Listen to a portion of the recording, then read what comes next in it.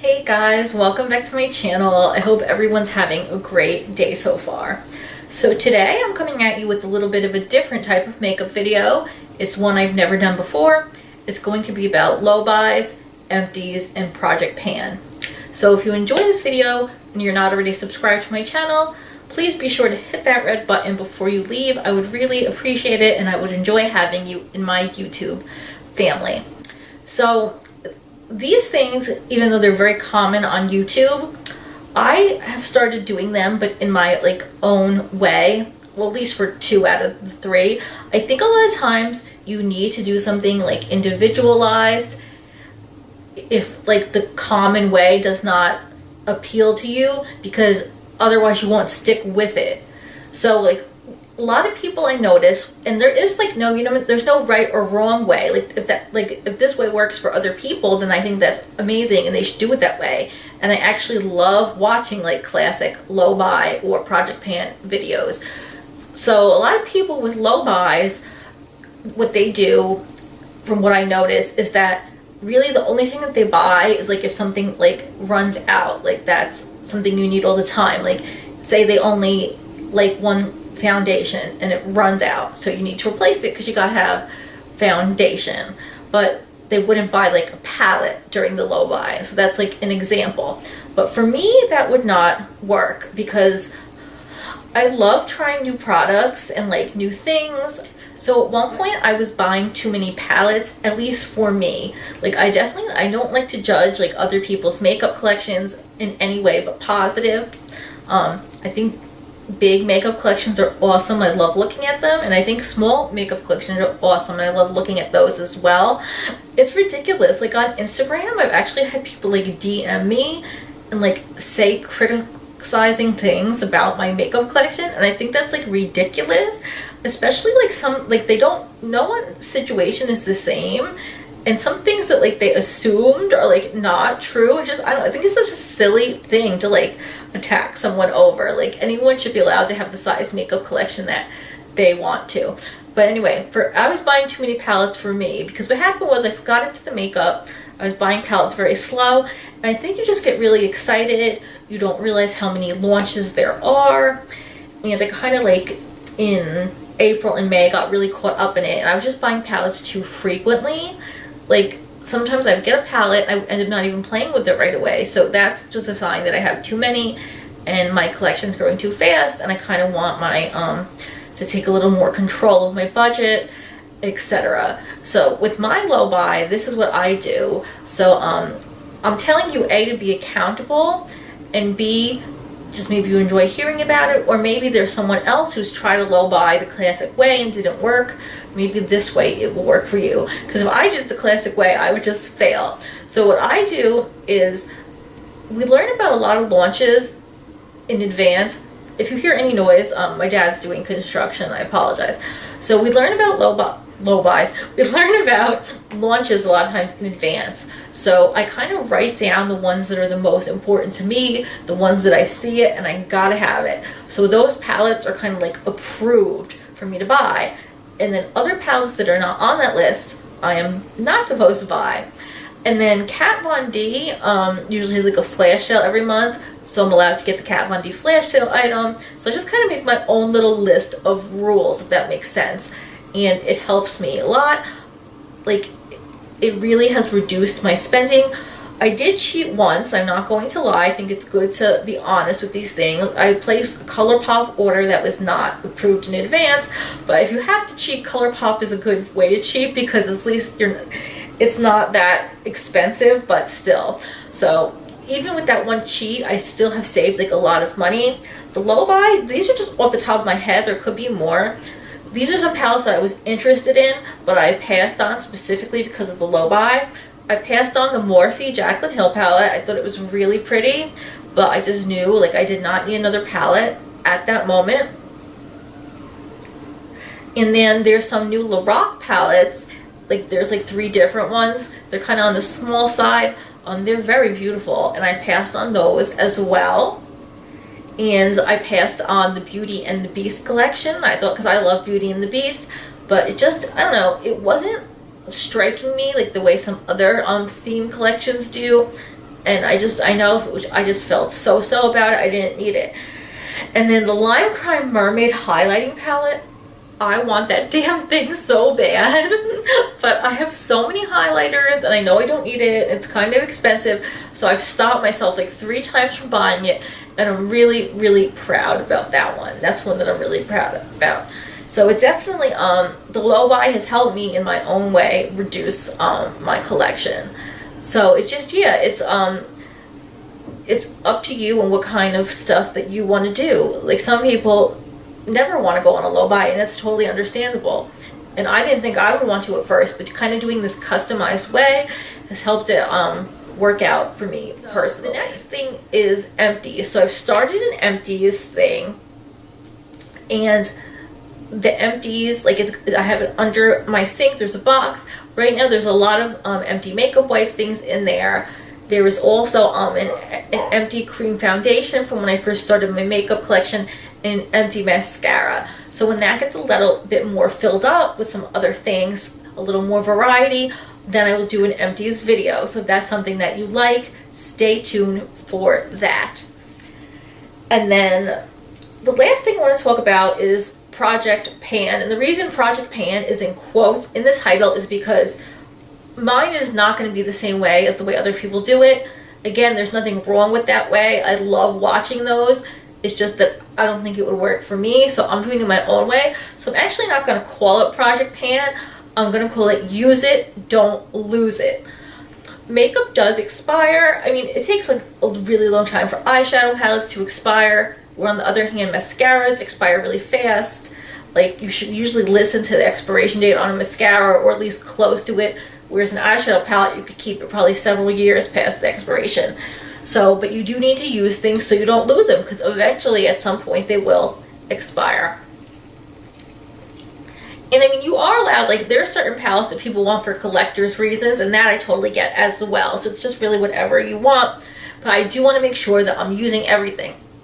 So some of you know, I do Project Glow, whereas I make sure to wear makeup every day and then post either a photo of me wearing it or the objects themselves on Instagram. And that's really helped me use my collection. I'm using so many items, and I'm really enjoying that. So because I pick different stuff every day, it would seem like I couldn't do a Project Pan. But by doing Use It, Don't Lose It with my own rules, I can do something like that. So this is how it's going to start off. At this moment, with the exception of some sprays that I have, there's not going to be a goal to hit pan yet on anything. I think in the fall, when we revisit this, then I'm going to have some I may want to hit pan on, but for now, it's just to get use out of certain palettes. So I have these 3 palettes here. Now, all it is doing is trying to make sure I use these palettes. 2 of them are very kind of like summery, and I don't know if I'll get as much use out of them in the winter, so I want to make sure I get use out of them now. So, and I'm someone that if I had to use the same palette every day, I would get bored and I wouldn't enjoy it. And you want to enjoy makeup, so that's why I'm doing it this way. So I have the Ice Cream palette by Dose of Colors, which I usually use this once a week anyway. So I have to use this at least once a week, which will not be a problem because I love it. It does have some shades that would look cute in the fall and winter, but all those pastels are definitely like spring and summer colors. So I just want to make sure that I use this a decent amount each week. And if I want to use it more than once, I can, but only required to use it once. Then the next one I want to be required to use once a week is the Masquerade Mini by Juvia's Place. I actually bought this in April and only started using it recently. These palettes are amazing. They don't cost that much to begin with, and then A, they go on sale a lot on the Juvia's Place website, and B, sometimes they're on HauteLook. So if you want like very pigmented, bright eyeshadows, I definitely recommend this brand. So this has a lot of fun colors. It does have a few things that would be good for fall, but a lot of those bright ones, to me, I just know I use them more in the summer. Since I didn't use this palette right when I got it, I only started using it recently. I want to catch up and make sure I just get some use out of this. So once a week I have to use this palette, which when I did finally use it, I'm so in love with how pigmented these shadows are. On my eyes today, I have a different Juvia's Place palette, the Nubian, because I'm testing it for another video. And it's just beautiful. Oh my gosh, I love these Juvia's Place palettes. So We're going to use this at least once a week. And if I want to use it more, I can. Now this guy, the Modern Renaissance, you're going to see now, and you're going to see once we transition to fall. So there are certain colors that I'm always using. A lot of times the first 4, but there's a few others that I'm always using in the spring and summer, since I got this in the spring. And so I want to continue to do that because I just love this palette and I always reach for it anyway. And then there's other colors that would look good in the fall as well. So for now, because I haven't had the palette really that long, I'm not trying to hit pan, I'm just getting use out of it. And when we revisit this in September, if I think I've made some progress, then I might pick a shade to try to hit pan on at that time. And then the other eye product is once a week. I'm also going to use a ColourPop shadow. It doesn't always have to be the same one, just any ColourPop Super Shock, which I love these, and I usually use them a few times a week because it's a quick, easy eye look. So that won't be a problem, but I just want to make sure I'm using them because I do have a lot of them. So that's 4 days a week where there's like a specific thing I have to use. And the other 3 days, if I want to reach for a different palette, that's totally cool. And if I want to reach for these palettes extra, I will. And I'm going to be keeping in a notebook or on my phone, I'm going to mark down how many times I use each of these. As far as lipstick and highlighters right now, I'm having way too much fun using a different lipstick and highlighter every single day. So I'm going to continue with that because, like I said, you should get joy out of anything you do. If something's not fun or it seems like a chore, you're not going to like it. So I'm having so much fun. So that's what I'm going to do. So that's really not going to be a part of use it, don't lose it right now. I mean, I am using it. I'm just using all of them instead of focusing on certain ones, just because I wear such a large variety of lip colors in the summer. Like I have on brown today because I kind of went with my shirt and this bronzy eye look, but I also sometimes wear really bright colors in the summer. I'm all over the place. In the fall, because I do use so many brown lipsticks in the fall, I may choose to focus on some certain lip colors. So we'll revisit that idea in September. And then, yeah, I don't know when I'll be ready to focus on a specific highlighter because I'm just really enjoying using whatever I want every day. I mean, I do use Mary Luminizer a lot, so maybe in the future that's one I would include. So then, sorry, I have this down here. Okay, so then now the next thing is we have 2 different sprays. As you can see, this Smashbox Primer Water is very well loved. I've been using it as both a primer and a setting spray. It's all the way down there. And at first I was going to repurchase as soon as I finished it, but I actually got a different setting spray with 5 times the Ulta points, so I am going to use this up, so you'll eventually see it, hopefully in the update and in the Empties video. But I'm not going to repurchase it until the Sephora VIB sale because I'm trying to just shop smarter. That's something else that the low buy has helped me with. Then this is the Pixie Milky Mist. I use it multiple times a day. It was in my last favorites video and you can see it's gone down significantly since then. So this is something that as soon as it goes down, maybe to down there, I definitely am going to repurchase. My mom wants one too. We're going to just order a little stockpile because it's just such an awesome product. And then as far as mascaras go, I want to focus on 2. When you focus on too many mascaras at once, I don't think it's good, only because, at least for me, because they go bad so quickly. So this Clinique Deluxe Sample I've been using for a while. I use it a lot during the week anyway, so I'm going to continue working on this. And then my new favorite full-size mascara is the Essence Lash Princess False Lash Effect. So I'm going to start working on this one as well. I'm going to try to stick exclusively to these 2. It's kind of hard with mascara to track the progress, until I'm done and it's dry. I won't know the progress, but I'm going to just focus on these 2, so I should make a lot. And then even though I have a lot of highlighters and love rotating all crazily, I don't have that many bronzers in comparison. I only have maybe 5 bronzers, I think, which is not too bad. So the 2 that I use the most anyway is I use the Butter Bronzer by Physicians Formula. So I'm going to use this, and the other one I'm going to use is Bali Sands by Becca. So these are the only two bronzers I'm going to be using right now, and we will check in September and see what kind of progress I've made. I can't decide, like with the butter bronzer, it has like its own unique consistency, and part of me doesn't know, like, is it going to be like easy to hit pan on because of the consistency, or harder? So if you've ever hit pan on a butter bronzer, let me know if you think it's something that's like very fast or very slow. It doesn't really matter. I'm going to just enjoy it and see what happens, but I'm just curious about that one. Then as far as, even though with lipsticks, I'm going to keep doing just a rotation. I use chapstick in the morning and in the night because I have very dry skin and dry mouth. So this one is like a Sephora one that's like almost gone. I don't know if you can see, it's like a little nub. So I'm definitely using this up, and then I would repurchase it in the future. I'm not going to repurchase it right now, but it's only like $6, so I definitely would repurchase it. Just like an unscented one. And then when that one's done, I have a coconut one from Sephora that I'm going to dive into. So I already have what I'm going to use next all ready. So those will be my two exclusive lip balms, and the one hopefully I should be using up very soon. Then I hadn't been utilizing my NYX butter glosses very much because I just honestly prefer lipstick. And then I realized there was a use for them. I kind of hate having naked lips. Like sometimes, like depends on the lipstick. Like Jeffree Star or Kat Von D or Dose of Colors liquid lipstick will last like all day.